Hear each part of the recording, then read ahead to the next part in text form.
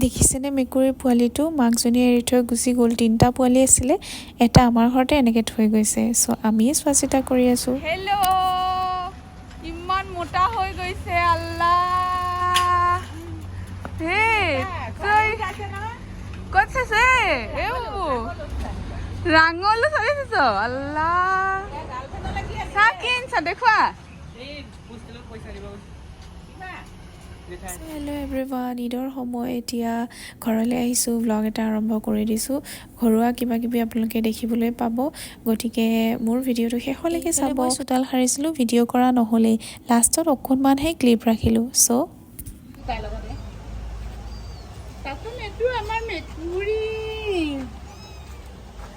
এইটো গাখীৰ খুৱাইটো ডাঙৰ কৰিছোঁ, মাকে এৰি থৈ গ'ল। দেখিছে যিটো কাৰণে নিদিয়ে ল'ৰাটোৱে, বহুত মোৰ কথা নুশুনে। জেতুকা অলপ আনি দিবলৈ কৈছোঁ, নানে। দে আনি দিবি এতিয়া, ক যা না।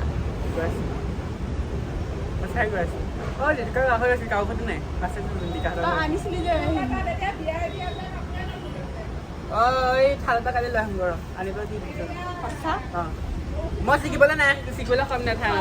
মানে ৰাইজ, আমাৰ ঘৰত জেতুকাজোপা একেবাৰে শুকাই গৈছে ফাগুনৰ বতাহ পাই পেলাই। সেইকাৰণে ভাবিছোঁ বেলেগৰ ঘৰৰ পৰা আনিব লাগিব। তাকে ইয়াক কৈ আছোঁ যে আনি দে। মানে আমাৰ যিয়ে জেতুকা ছিঙি আছে, মই সেইটোৱে দেখুৱাবলৈ বিচাৰিছোঁ। কিবা কিবি কথা পতা হৈ আছে, সেইকাৰণে মিউট কৰি দিব লগা হৈছে আৰু উপায় নাই, মানে ঘৰুৱা কথা আৰু তাকেই। চ' আজি ভাবিছোঁ মই ওলাই যাম টাউনৰ ফালে এপাক। মানে ঈদৰ শ্বপিং কৰিছোঁ যদিও আৰু কিবা কিবি কিনিব লগা আছেই, সেইকাৰণে অলপ পিছত যাম। কিন্তু এতিয়া মই ইয়াক কৈ আছোঁ যে মোক আনি দিব লাগে অলপমান জেতুকা, যোনখিনি মই মূৰত লগাম। আৰু এয়া একেবাৰে কিবা কিবি কথা হৈয়ে আছিলে। মোৰ এইকণ কাম কৰি দে। এতিয়াই যাম,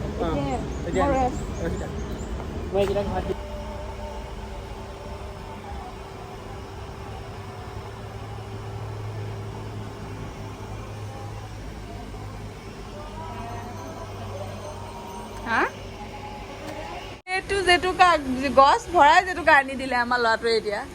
এতিয়া লগোৱাহে কথা, কিন্তু যি মোটা মোটা পাত, মই বাৰু কেনেকৈ লগাম এইজোপা, হা কচোন বুবু তই। মইতে লগাব লাগিব, যাম ময়ো যাম চাগে টাউনলৈ।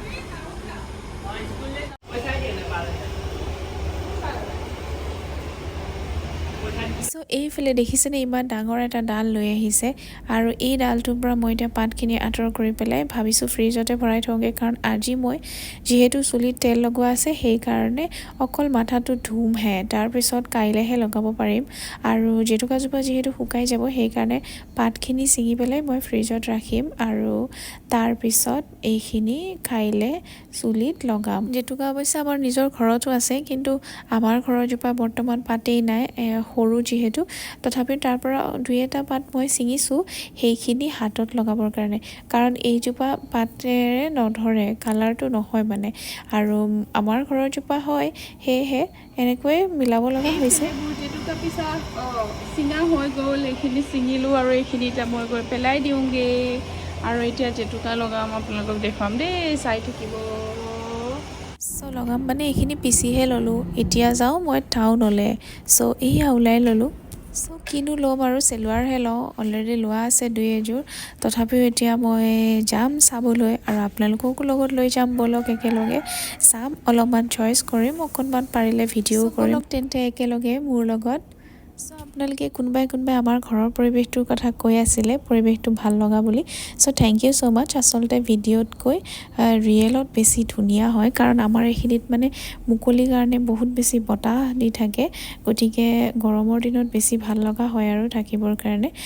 ওচৰে পাঁজৰে যিহেতু ঘৰ বেছি নাই, এটা ছাইডত আছে, কিন্তু এটা ফালে মানে গোটেই পথাৰ হয়, সেইটো কাৰণে মানে পৰিৱেশটো ভাল লাগে। কেতিয়াবা সময় পালে ধুনীয়াকৈ আগফাল পিছফাল আপোনালোকক দেখুৱাম বাৰু, দিয়ক এতিয়া ব'লক।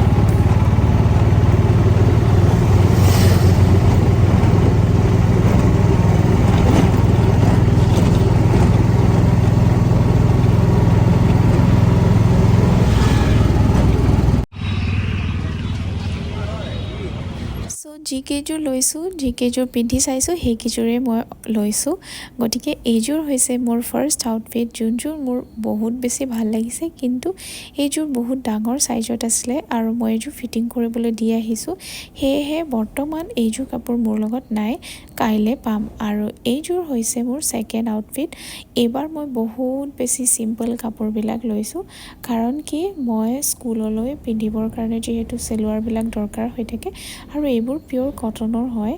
আৰু নেক্সট এইযোৰ মই লোৱা নাই, কিন্তু মই পিন্ধি চাইছিলোঁ, ভাল আছিলে কাপোৰযোৰ। গোটেইকেইযোৰৰ প্ৰাইচ আছিলে 1650 ৰুপিজ, 1650 টকা। আৰু ফ'ৰ্থ হৈছে এইযোৰ ট্ৰাই কৰিছোঁ, কিন্তু এনেকুৱা ছেইম মই বেলেগ এযোৰহে লৈছোঁ।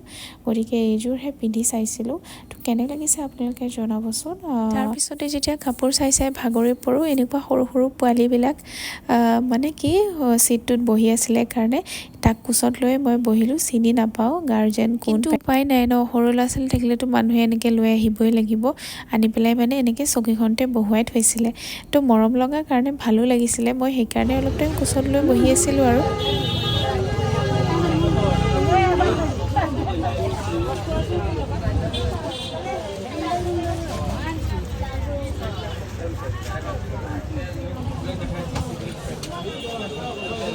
দেখিলেনে ঈদৰ আগৰ প্ৰত্যেকখন দোকানতে ভিৰ কেনেকুৱা।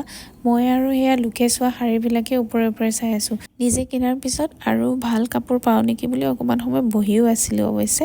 তাৰপিছত আৰু কি এয়া আনে চাই আছে, তাকে মই অকণমান ভিডিঅ' কৰিলোঁ। আৰু ইয়াৰ পিছত মই চিন্তা কৰি আছোঁ যে মই এতিয়া কি কৰোঁ, ঘৰলৈ যাওঁ নে কি কৰোঁ। আৰু লগতে ৰোজাও যিহেতু আছে, গতিকে ভাবিলোঁ বেছি দেৰি নকৰাই ভাল। এতিয়া প্ৰায় 4মান বাজিছে আৰু মই ইয়াত টেম্পুত আহি গ'লোঁ ঘৰলৈ বুলি। গতিকে ইমানেই আছিলে মোৰ আজিৰ ভিডিঅ'টো। নেক্সট ঈদৰ ব্লগ দিম বুলি আপোনালোকৰ ওচৰত ভাবিছোঁ। চাওঁচোন, বনাব যদি সুবিধা পাওঁ তেতিয়াহ'লে বনাম বাৰু। চ' ইমানেই আছিলে মোৰ ভিডিঅ'টো, চোৱাৰ কাৰণে আপোনালোকক থেংক ইউ, বাই।